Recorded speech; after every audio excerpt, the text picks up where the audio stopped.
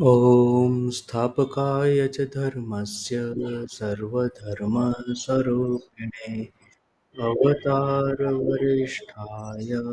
रामकृष्णाय ते नमः। जय जय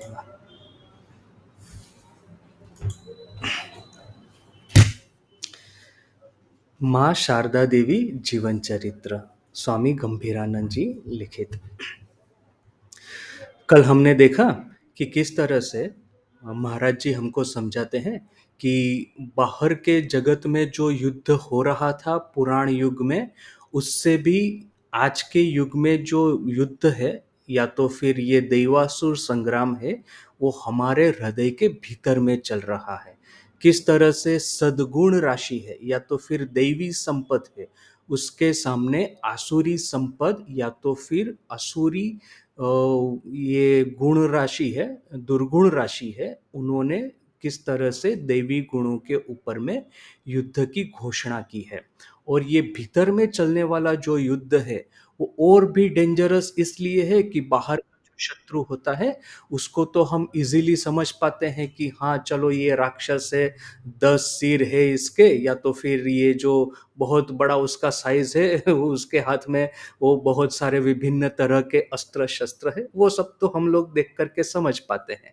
किंतु ये एक राक्षस जो कि हमारे मन में बैठा हुआ है, हमारे भाई, हमारे मित्र या तो फिर हमारे साथ में काम करने वाले लोगों के प्रति हमारे मन में जहर उत्पन्न कर रहा है, उनके प्रति एक द्वेष भाव की रचना कर रहा है, या तो फिर मेरा जीवन किसी काम का नहीं है, मैं निकम्मा हूँ, इस तरह से एक भयानक डिप्रेशन खड़ा कर रहा है।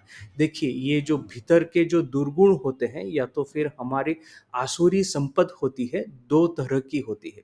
या तो फिर वो दूसरों के प्रति एक कटु भाव, एक वैर भाव प्रकट करेंगे या वो खड़ा करेंगे, या तो फिर हमारे ही प्रति मान लीजिए कि हमने ठीक कर लिया कि मुझे दूसरों को इस तरह से हानि नहीं पहुंचानी, मैं दूसरों को किसी भी तरह से उनकी निंदा नहीं करूँगा, उनके प्रति मैं ईर्ष्यान्वित नहीं होऊँगा। ये सब हम लोग ये पढ़ते हैं ना सब जगह पे, तो जो लोग थोड़े से भी धार्मिक होते हैं, उनको पता है कि किस तरह से मुझे वो सद्गुण जिसको मैत्री, करुणा, मुदिता, उपेक्षा, अहिंसा, अस्तेय, अपरिग्रह, ब्रह्मचर्य, तप, शौच, संतोष, स्वाध्याय, ईश्वर प्रणिधान, ये सब सद्गुण मुझे विकसित करने हैं, ऐसा बहुत सारे लोगों को पता है। तो वे लोग सोचेंगे कि ठीक है चलो, मुझे दूसरों के प्रति प्रति किसी भी तरह का वैरभाव नहीं रखना। किंतु जब वो ऐसा सोचने का प्रयत्न करते हैं, तब इससे भी एक और भी ज्यादा डेंजरस, जो कि महाराज जी जिस समय लिख रहे थे, उस समय ये जो पार्टिकुलर दुर्गुण कहो न कि ये पार्टिकुलर असुरी वृत्ति इतनी तेज नहीं थी जो आज हो गई है, कि हमारे ही प्रति द्वेष, हमारे ही प्रति हिंसा, हम लोग ये जो वैसे तो स्वामी जी ने कहा है कि आत्मश्रद्धा नहीं है हम लोगों में, बोलकर के ही तो 1000 साल की गुलामी से हमको गुजरना पड़ा। तो ये आत्मश्रद्धा का नहीं होना या तो फिर आत्मद्वेष होना, ये आत्मद्वेष ये दूसरों के प्रति द्वेष से भी बहुत ही ज्यादा डेंजरस है। क्योंकि जब तक मैं दूसरों के प्रति द्वेष है, तब तक फिर भी मेरे में यदि थोड़ा बहुत आत्मसम्मान, आत्म सेल्फ कॉन्फिडेंस वगैरह कुछ होगा, तो थोड़ा सा भी कहीं से भी मुझे इस गड्ढे में जो मैं पड़ गया हूँ उसमें से बाहर निकलने के लिए मेरे पास में कुछ रास्ता है। किंतु यदि मेरा आत्मसम्मान ही चला गया, मेरी आत्मश्रद्धा ही चली गई, मेरा सेल्फ कॉन्फिडेंस ही खत्म हो गया, तो फिर जिस धीरे धीरे करके मेरा जो अधः पतन हो रहा है, उसमें से मुझे अपने को बचाने के लिए कोई भी रास्ता नहीं रहेगा। क्योंकि सेल्फ कॉन्फिडेंस वही तो ईश्वर के प्रति श्रद्धा भक्ति की नींव है। आत्मश्रद्धा आती है, उसके बाद में ईश्वर के प्रति श्रद्धा आती है, और उसके बाद में ये आत्म साक्षात्कार या तो फिर संयम का जो रास्ता है, योग का साधना का रास्ता, वो बाद में शुरू होता है। सबके मूल में होती है आत्मश्रद्धा। तो ये आसुरी वृत्ति जो सबसे डेंजरस, माने बाकी तरह की तो डेंजर तो है ही है दूसरों के प्रति, जैसे कि ये कल महाराज ने हमको कहा था एक के बाद एक आसुरिक वृत्तियां उन्होंने गिनवाई थी। जड़वाद, प्रियता, भोग परायणता, अश्रद्धा। अश्रद्धा अर्थात कि ईश्वर है ही नहीं।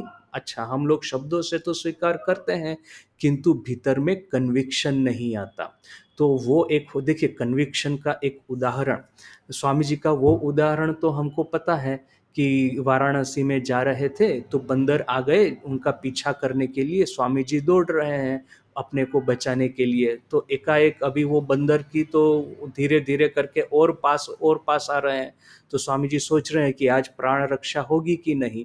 तब एक साधु महाराज ने क्या कहा कि फेस द ब्रूट, जोर से उन्होंने कहा कि वो उसका ये जो पशु है उसका सामना करो, उससे डर करके चले जाओगे तो वो और तुम्हारे पीछे में लगेंगे। तो इमीडिएटली स्वामी जी उनको फेस करके खड़े हो गए, और बंदर भी जो है उनको लगा कि अरे इसको चेस करने में, उसको पकड़ने में अभी मजा नहीं आ रही है, चलो उसको छोड़ देते हैं, बोल करके चले गए। ये उदाहरण तो हम सबको पता है, किंतु सिमिलर ऐसी एक घटना इंग्लैंड में हुई थी, जब वो मिस मुलर, ईटी स्टर्डी और स्वामी विवेकानंद तीन लोग बाहर में निकले थे, कहीं रास्ते से जा रहे थे, तो एक बेल, एक इतना विराट काय एक बेल उनके पीछे में दौड़ा। तो अभी वो बेल के तो बड़े बड़े सींग होते हैं, वो यदि वो सींग मारेगा तो खत्म हो जाएगा आदमी। तो वो बचने की, बफेलो जिसको इंग्लिश में कहते हैं, तो बफेलो उनके पीछे में दौड़ा। तो अभी ये तीनों दौड़ने लगे, ये ईटी स्टर्डी, फिर वे मिस मुलर और स्वामी जी, कैसे भी करके तो अपने को बचाना है। अभी स्टर्डी तो क्या था, यंग था, तो फटाफट दौड़ करके बड़ा दूर निकल गया। किंतु ये जो मिस मुलर थी, हेनरिएटा मुलर, अभी वो तो औरतों को तो क्या है, उस समय के जो कपड़े आपने यदि फोटोग्राफ में देखे होंगे तो इस तरह के कपड़े पहनती थी औरतें, कि वो पहन करके दौड़ना तो बड़ा ही मुश्किल है, थोड़ा चलना भी मुश्किल होता था, तो दौड़ना तो दूर की बात। तो वो दौड़ रही है तो गिर गई। अभी गिर गई तो अभी क्या करेंगे, अभी बेल तो आ रहा है सामने, वो तो यदि वो सिंग मारेगा तो वो तो खत्म हो जाएगी। तो स्वामी जी ने सोचा कि मैं तो वो स्टर्डी की तरह दौड़ करके अपने को बचा लूंगा, इससे तो होगा नहीं। ये तो एक औरत, उसकी तो प्राण रक्षा करनी मेरा तो सर्वप्रथम कर्तव्य है, सन्यासी होने के नाते मैं तो, मुझे तो जगत को अभय देना है। मेरी नज़र के सामने मेरे ही मित्र, मेरे ही शिष्य का ये अवस्था हो, कैसे चलेगा। तो स्वामी जी ने ठीक कर लिया कि भले बेल के सामने जाकर के वो खुद, बफेलो के सामने जाकर के खुद खड़े रह जाते हैं, फिर जो होगा सो होगा।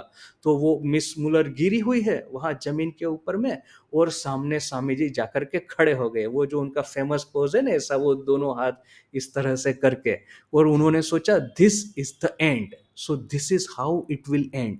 उन्होंने तो सोचा था कि कहीं हिमालय में जाकर के वो मायावती में आश्रम लेने का, उस समय तो खैर मायावती के आश्रम का प्लान नहीं था, किंतु एक ऐसा एक था कि हिमालय में जाएंगे, वहां पे समाधि में धीरे जाकर के, फिर धीरे धीरे करके वो समाधि इतनी गहन हो जाएगी, निर्विकल्प समाधि, कि उनके प्राण फिर उसी में चले जाएंगे। वो जो कहते हैं ना, निर्विकल्प समाधि में 21 दिनों के बाद मृत्यु होती है। और स्वामी जी का मृत्यु सही में महासमाधि ऐसे ही हुआ था।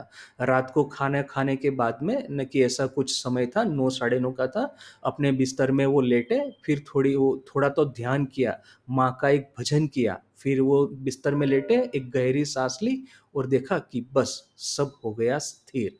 फिर उनके सेवक ने आकर देखा तो प्राण वायु चला गया था ठाकुर के पास में।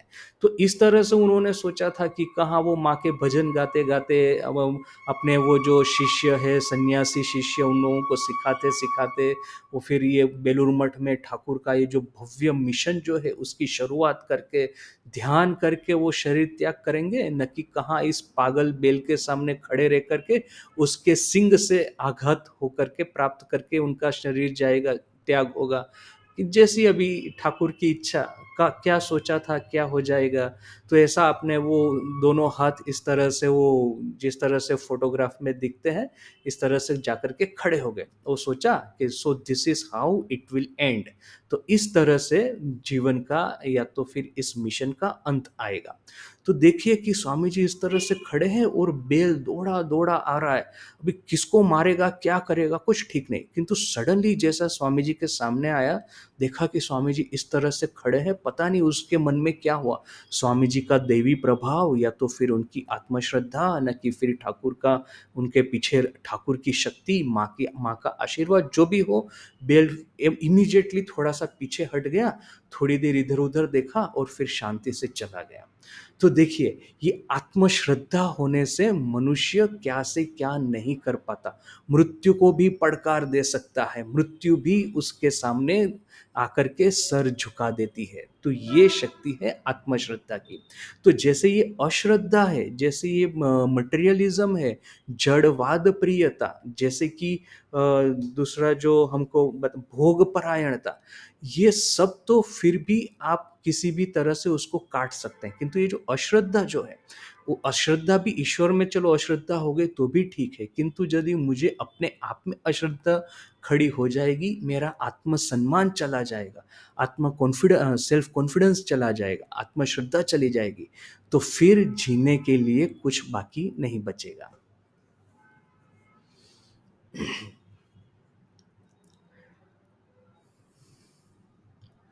और फिर महाराज जी ने बताया कि जिस तरह से हमारे भीतर में राग, द्वेष ये उत्पन्न होंगे, जितने बढ़ते जाएँगे, इतना ही दूसरों के प्रति हमारा विद्वेष भी बढ़ता जाएगा, दूसरों का शोषण करके उनकी धन संपत्ति हड़प कर लेने की वो वासना भी बढ़ती जाएगी और फिर बाहर के जगत में युद्ध वगैरह वो भी बढ़ते जाएँगे। तो भीतर में यदि दैवासुर संग्राम में आसुरिक शक्ति का विजय होता है, तो बाहर के जगत में भी यदि आंतरिक जगत में आसुरिक शक्ति का विजय होता है, बाह्य जगत में भी आसुरिक शक्ति का विजय होगा। अभी आगे महाराज जी कहते हैं, आधुनिक এই मनोराज्येर संग्राम पौराणिक देव दानवेर যুদ্ধ अपेक्षाओं घोरतर। आधुनिक ये मनोराज्य, मानसिक राज्य का जो संग्राम है, हमारे आंतर राज्य का जो संग्राम है, वो पौराणिक देव दानव के युद्ध से भी ज्यादा घोरतर है। देखिए कितना बड़ा स्टेटमेंट दे दिया। हमको लगता है कि ये रावण का वध करना, रक्तबीज का वध करना, कुंभकर्ण का वध करना, इंद्रजीत, कंस, ये जितने भी राक्षस थे, दुशासन, कौरव, ये कौरव थे, ये जितने भी राक्षस थे या तो फिर आसुरी वृत्ति वाले लोग थे, इन लोग शुंभ निशुंभ और मधुकैटभ राक्षसों की तो भरमार है हमारे पौराणिक कहानियों में। तो उनका वध करना, उनके साथ में जो संग्राम होता है, पूरा त्रिभुवन वो हिल जाता था जब वो माँ स्वयं यदि वो युद्ध के क्षेत्र में यदि आ जाती थी तब। तो वो संग्राम हमको लगता है कि अरे बाप रे वो कितना भयानक था। आज तो हम लोग बड़ा ही सेफ्टी सिक्योरिटी में रहते हैं। आज तो हमारा सबसे बड़ा खतरा कहो या तो अर्थक्वेक है, या तो ये फ्लडिंग है, या तो ये क्लाउड बर्स्ट है, बस इसी से हमको खतरा है। कहाँ वो आसमान में वो शुंभ और निशुंभ और माँ जगदम्बा फाइट करते हैं, वहां से वो बिजली गिरती है तो कहीं किसके सर पे गिरेगी, कौन कहाँ से कहाँ चला जाएगा, ये सब चिंता करने की हमको आज के युग में ज़रूरत नहीं। ऐसा हम सोचेंगे कि वो युद्ध कितना भयानक डेंजरस होता आज के हमारे अंतर जगत में। अंतर जगत में यदि युद्ध होता, अभी मान लीजिए मेरे ही मन में अभी ऐसा कुछ होता है, कल रात की ही बात बताऊं, मैं 3 बजे तक जगा था। तो मैंने सोचा कि चलो बैठ कर के जप करते हैं। रात को एकदम शांत वातावरण है, सो नहीं पा रहा था तो क्या करेंगे? अभी ये मेरी सोने का प्रॉब्लम हमेशा से है ही रात को। तो मैं बैठा था, सोच रहा था कि चलो थोड़ा-सा स्वामी जी की एक किताब पढ़ते हैं, न्यू डिस्कवरीज़, और फिर साथ-साथ में थोड़ा जप करते हैं। तो आँख बंद करके जप करने को बैठता हूँ तो कितने तरह के विचार कहाँ-कहाँ से आ जाते हैं। बचपन की जो सब घटनाएँ जो कि पूरी में मुझे याद भी नहीं है कि ऐसा अब क हम लोग बचपन की घटनाओं को कब याद करेंगे? कभी हम लोग तो ये सब तो भूल ही जाएँगे। रोज़-बरोज़ की ये जो सब हमारी जो घटनावली, जो सब इश्यूज़ है, जो हमारा अटेंशन खा जाते हैं, उनसे हमको समय मिले तो हम बचपन के बारे में सोचेंगे, या तो फिर कब मैं विद्यार्थी था, स्टूडेंट था, मेरे मित्रों के साथ में क्या हुआ था, मैं क्या बात कर रहा था, मैं वहाँ वहाँ पे घूमने के लिए गया था, छोटा था तब। अच्छा, फिर मैं जॉइन करने के लिए आया था बेलूर मठ में। अब कितने 10 साल पुरानी घटना, 20 साल पुरानी घटना, 30 साल पुरानी घटना, कहाँ-कहाँ से ये सब आकर के मन में एक साथ में इस तरह से इकट्ठा हो जाते हैं कि फिर जप करने का या तो फिर मन को भगवान के ऊपर में ठाकुर के श्री चरणों में लगाने का, वो कहाँ से वो हमको मौका मिलेगा। और मान लीजिए कि आपने फिर भी, जैसे कि मैं कभी-कभी करता हूँ, ज़ोर करके मन को कहना है कि नहीं, ठाकुर का ही चिंतन करना है। इमेजिन करो मेरी दक्षिणेश्वर की सर्वप्रथम मुलाकात, या तो फिर मेरी कुछ-कुछ सबसे बेस्ट मेमोरीज़ जो है वो बेलूर मठ में सर्वप्रथम दुर्गा पूजा, या तो फिर हम सबकी एक बहुत ही अच्छी मेमोरीज़ होती है। तो जब ये बुरी मेमोरीज़ हमारे मन के ऊपर में वो आक्रमण करने के लिए आते हैं, तो we counter it with good memories, अच्छी मेमोरीज के साथ में उसको काउंटर करें। अच्छा, ये मुझे ऐसी घटना हुई जो कि मुझे बिल्कुल पसंद नहीं, तो फिर ऐसी घटना भी हुई है जिसको कि मुझे, जो मुझे बहुत अच्छी लगी है, जिसके बारे में मैं बार बार कभी कभी सोचता हूँ। तो ऐसी घटनाओं को याद करके उस तरह की घटनाओं को काउंटर करना। किंतु देखिए कि मनुष्य का मन इतना, कॉम्प्लेक्सिटी हमारी इतनी है, हमारा मन इतना एडवांस है, कॉन्शियसनेस इतनी सोफिस्टिकेटेड है कि दोनों मेमोरीज को एक साथ में चलाएगी। जैसे कि आप टीवी में एक, जैसे सिनेमा में जाकर के एक मूवी देखते हैं, तो अभी मान लीजिए कि दो स्क्रीन है, दो मूवी एक साथ में चल रही है, और आपका माइंड दोनों मूवीज को एक साथ में देख करके, एक ट्रेजेडी है, एक कॉमेडी है, तो एक एक और जैसे कि हंस रहा है, तो दूसरी ओर जैसे रो रहा है। तो ये दोनों चीज मन एक साथ में कर सकता है। माने हमारी ये सोफिस्टिकेशन ऑफ आवर कॉन्शियसनेस इतना है कि दोनों मेमोरीज को एक साथ में रन करेगा। एक में से हमको आनंद आएगा, दूसरे में से हमको बड़ा गुस्सा भी आएगा। अरे, ऐसा हो गया मेरे साथ में, उसने ऐसा कहा, मैं उसका बदला लूंगा, मैं उसको ये कर दूंगा, मैं वो कर दूंगा। माने देखिए कि दोनों पहले तो क्या है कि बहुत ज़्यादा नेगेटिव मेमोरीज, नेगेटिव इमोशंस हमारे पे हावी हो जाने से हम बहुत जोर भी करते हैं अच्छी इमोशंस, अच्छी memories, concentration of mind, Thakur की बातों का चिंतन ये करने का, तो दोनों पैरेलल चलना शुरू हो जाएंगे। अभी वो नेगेटिव मेमोरीज, नेगेटिव इमोशंस, ये दुर्वृत्तियां एक ही बार में संपूर्ण रूप से चली जाए, ऐसा करना, माने यदि ऐसा क्षण भर के लिए भी होता है, तो मनुष्य सीधा समाधि में चला जाएगा। सही सही सद्वृत्तियों में इतनी ताकत है कि दुर्वृत्तियों को थोड़ा सा भी हम दूर करें, सद्वृत्तियों को पूरा मन के ऊपर में हावी हो जाने दें, तो सीधे हम समाधि में चले जाएंगे। किंतु ये करना कितना कठिन है, ये मुझे दिन प्रतिदिन ये महसूस हो रहा है, अनुभव हो रहा है। तो अभी हमको लगेगा कि अरे, किंतु जो कुछ भी हुआ कल रात को, मान लीजिए मेरे मन के भीतर में ये गुड मेमोरीज और बैड मेमोरीज, इन दोनों का जो संग्राम चला, अभी आज मुझे देख करके आपको ऐसा नहीं लगेगा कि इतना कोई बड़ा महायुद्ध हो गया है। वरना आज जैसे कि हम लोग टीवी पे देखते हैं, ये यूक्रेन में वॉर चल रहा है, तो उसके वो वीडियोस वगैरह, वो कहाँ से पूरे मकान के मकान ढह गए हैं, आदमी लोग मर गए। अभी तो डेड बॉडीज नहीं दिखाते वैसे जनरली, किंतु हम लोग अनुमान करके सोच सकते हैं कि यदि इतने बड़े बड़े मकान गिर गए होते तो कितने लोग मर गए होंगे। तो ये पूरा वो जो एक विध्वंस, एक संहार का दृश्य जो हमको बाहर के युद्ध में दिखता है, तो भीतर के युद्ध में तो कुछ भी नहीं दिखता। वो भीतर में ही, भीतर में वो दो मेमोरीज का फाइट हुआ, दोनों रेमिनिसेंस का फाइट हुआ, एक जीता एक हारा, या तो फिर दोनों पैरेलल चले, जो भी है दूसरे दिन में वैसे ही आकर के काम में लग गया, बस बात हो गया खत्म। तो हमको लगता है कि किस तरह से, और ये तो फिर यूक्रेन में वॉर तो सिर्फ आप क्या, मशीन गन और टैंक से लड़ रहे हैं। वो जो दैवासुर संग्राम, तो पता नहीं किस किस तरह के वो दैवी शस्त्रों से लड़ा जाता होगा। वहां पे जब संहार होता होगा तो आधी पृथ्वी खत्म हो गई, ये हो गया, वो हो गया, कहीं पे दावानल लग गया, कहीं पे वो ज्वालामुखी फट गया, कहीं पे क्लाउड बर्स्ट। माने ये कुदरती दुर्घटनाओं से भी कितना वो भयानक वो विनाश होता होगा, कल्पना करके देख सकते हैं।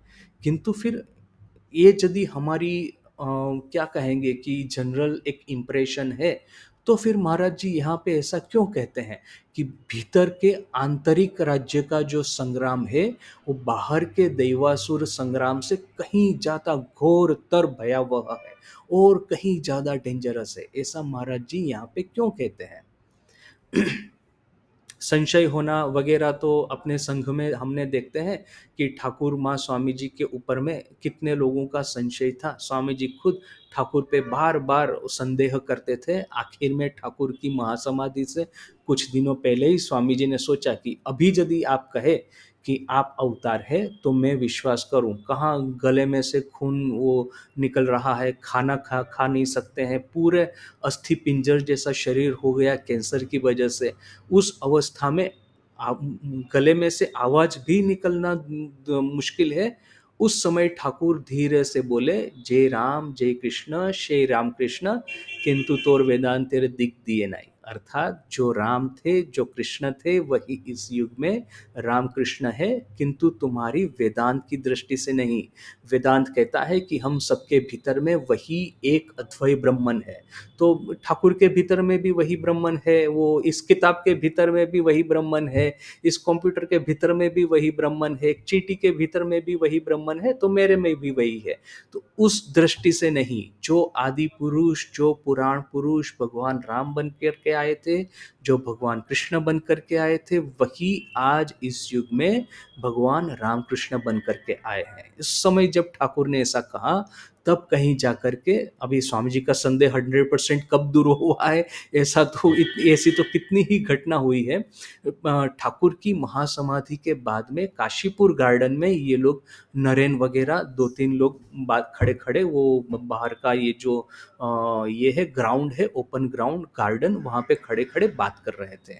तो अभी ऑलरेडी ये समाचार आ चुका था ठाकुर की महासमाधि के बाद माँ जब रो रही थी, अपने वो गहने वगैरह निकाल रही थी, उसी समय ठाकुर ने आकर के माँ का हाथ पकड़ के कहा था कि आमी गेची कोथाय এই रूम থেকে সেই रूम, अर्थात कि मैं कहाँ गया हूँ, इस कमरे में से उस कमरे में। तो ऑलरेडी ठाकुर आकर के माँ को दर्शन दे चुके हैं, ये बात भक्तों में फैल गई थी। तो लोगों को सधेरा तो था कि ठाकुर पूरे पूरे चले नहीं गए, किंतु फिर भी जब तक अपनी नज़रों से ये दर्शन नहीं होते तब कैसे विश्वास होगा। तो ये नरेन वगैरह वो बात कर रहे थे, तो एकाएक देखा कि गेट की ओर से ना कि कहीं से कोई एक व्यक्ति आ रहा है उनकी ओर। तो नरेन को संदेह हुआ, अरे ये तो पूरा ठाकुर के जैसी ही चाल है, कौन है, उनके जैसा ही आकृति है, उनके जैसी ही चाल, सब ढंग वगैरह उन्हीं के जैसे हैं। तो नरेन ने जाकर के पूछा, अरे कौन है, ऐसा बोलने को गया, तब तक वो आकृति वो अदृश्य हो गई थी। तब कहीं जाकर के उनको लगा कि नहीं, ठाकुर स्वयं महासमाधि के बाद में उनको दर्शन देने के लिए आए थे। तो ऐसी घटनाएं बार बार होने से तो संदेह जाएगा। तो ये दैवासुर संग्राम भीतर में होने से संदेह आना, संदेह का जाना, ये तो चलो तो सामान्य चीज हमको लगता है।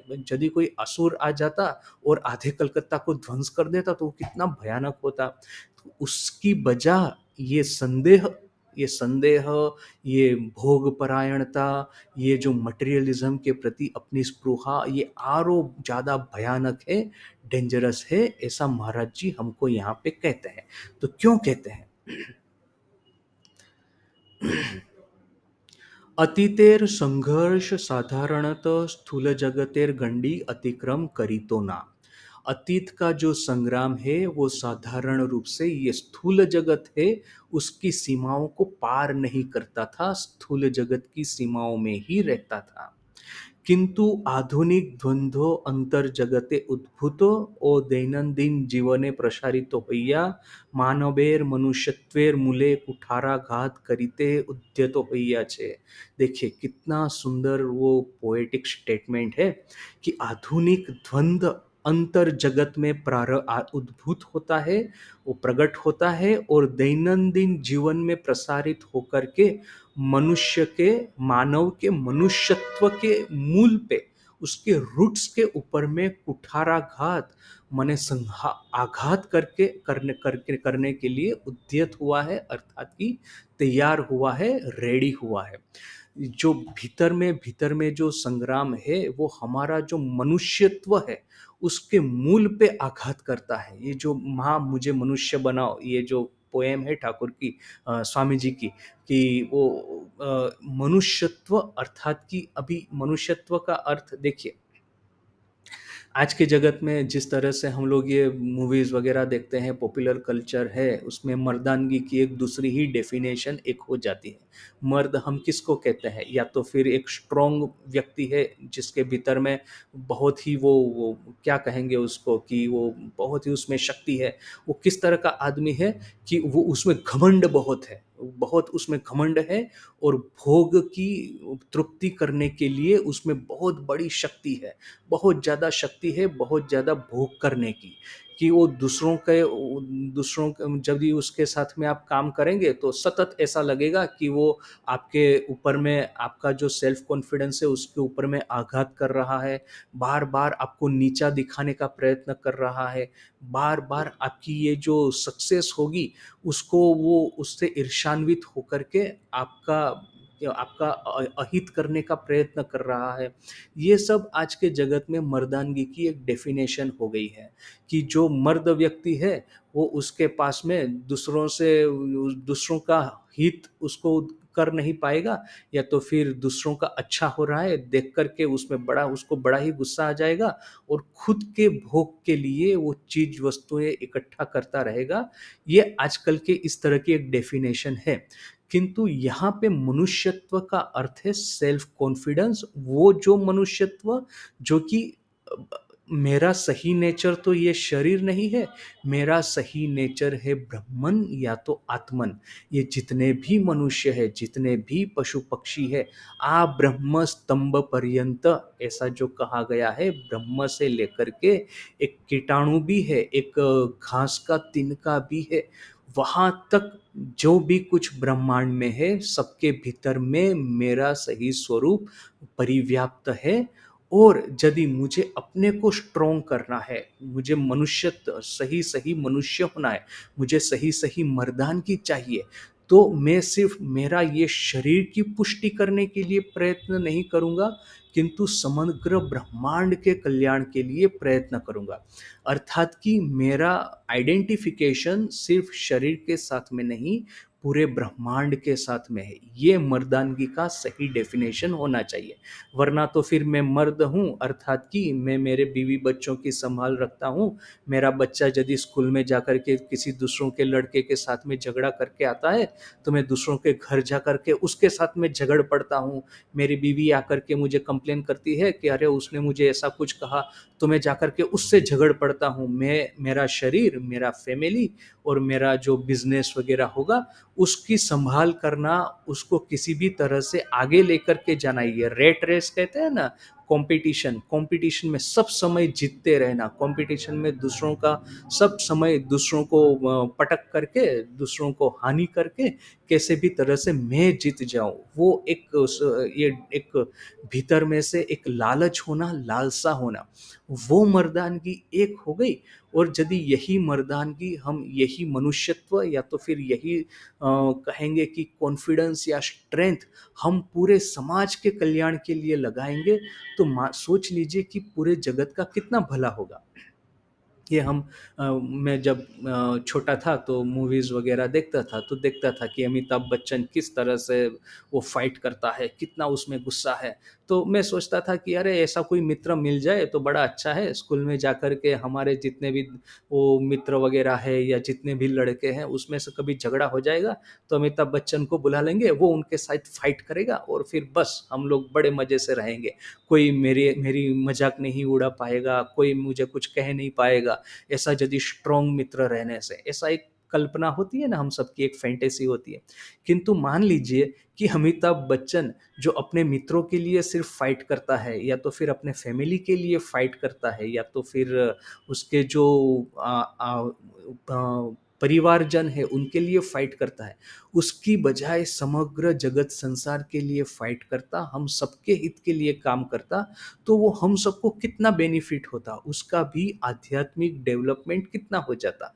वो अपने को सिर्फ अपना शरीर, अपने मित्र, या तो अपना फैमिली, या तो फिर वो उसी के और अपनी आइडेंटिफिकेशन को लिमिट करके रखता है। यदि पूरे जगत संसार मूवी में, असली बच्चे अमिताभ बच्चन की बात नहीं कर रहा, मूवी में जो दिखता है हमको, तो वो यदि ऐसा वो ऐसा होता कि वो पूरे जगत संसार के साथ में अपने को आइडेंटिफाई करे, तो संसार का कितना भला होता। जैसे हमारे ऋषि मुनि थे, तपस्या करते थे, तो तपस्या का जो फल है वो पूरे समाज को दे। जिस धरती पे उन्होंने तपस्या की, उस धरती में उनके तपस्या का फल सिंचित होता था, और उस धरती में जो लोग जन्म लेते थे उनका मन शरीर पवित्र हो जाता था। स्वामी जी ने अमेरिका से आकर के भारत की मिट्टी में वो अपने को क्यों भारत की मिट्टी से अपने को पूरा नहला दिया, क्योंकि वो कहते हैं कि मुझे पता था कि आज तक ये मेरी मातृभूमि है, किंतु अब मुझे पता चला सिर्फ ये मातृभूमि नहीं, ये पुण्य भूमि है। पूरे जगत में यदि कहीं पे भी थोड़ा बहुत धर्म, तपस्या, फिर ये श्रद्धा भक्ति यदि पूरे जगत में कहीं पे है तो वो भारत में ही है। तो भारत में इस तरह से धर्म, या तो फिर पुण्य, या तो फिर आशीर्वाद, या तो फिर साधन, ये साधन साधना सिद्धि, ये सब कहाँ से प्रकट हुए?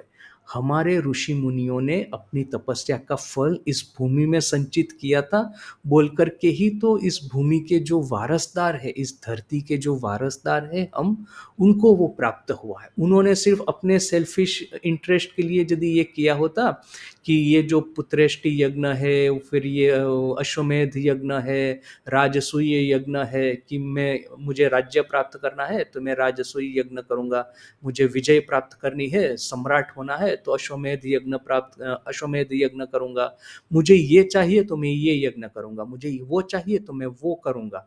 तो मुझे चाहिए उसके लिए नहीं, कुछ नहीं चाहिए, फिर भी मेहनत कर रहे हैं, और मेहनत का जो फिर भी तपस्या कर रहे हैं, तपस्या का परिणाम धरती में सिंचित कर रहे हैं, इस हवामान में सिंचित कर रहे हैं, तन्मात्रा में फेंक रहे हैं, छोड़ दे रहे हैं। वो उनकी जो तपस्या थी, बोल करके हम भारत देश आज धीरे धीरे करके उन्नति कर रहा है। हम लोगों के भीतर में धर्म और साधना के बीज सहज ही अंकुरित हो पा रहे हैं। तो वो identification not with my body but with entire universe, this is called manushyatva. और इस मनुष्यत्व पे कुठाराघात हो रहा है, इस मनुष्यत्व की जड़ के ऊपर में आघात हो रहा है, ये दैवासुर संग्राम से। That is extremely dangerous thing. अच्छा, इसकी आगे की व्याख्या थोड़ी कल देखते हैं। ओम शांति शांति शांति। हरि ओम तत्सत। श्री राम कृष्णार्पणमस्तु। जय माता।